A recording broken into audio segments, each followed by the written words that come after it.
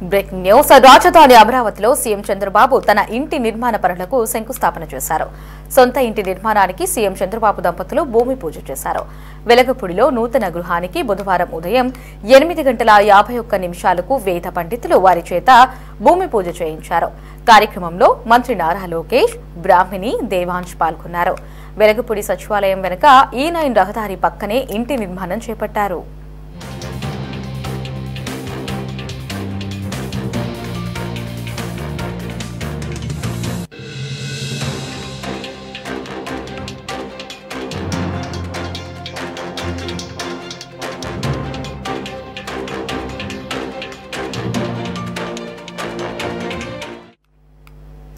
గత ఏడాది డిసెంబర్లో వెలగపూడి రెవెన్యూ పరిధిలోని 5 ఎకరాల విస్తీర్ణంలోని నివాస ప్లాంట్ను ఇదే గ్రామానికి చెందిన రైతు కుటుంబం నుంచి కొనుగోలు చేశారు.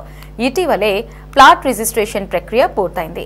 ఇంటిని 1455 చదరపు గజాల విస్తీర్ణంలో G+1లో నిర్మిస్తారు. పనులు పూర్తి చేసి ఏడాదిలోపు గృహప్రవేశం చేయాలని భావిస్తున్నారు.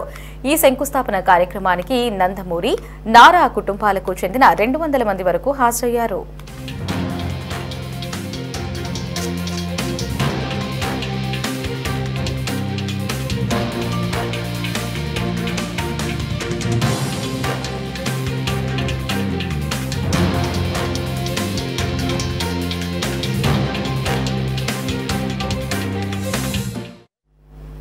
రాజధాని మహిళా రైతులు రాత్రంతా శంకుస్థాపన ప్రాంతంలో రంగవల్లులతో తీర్చిదిద్దారు.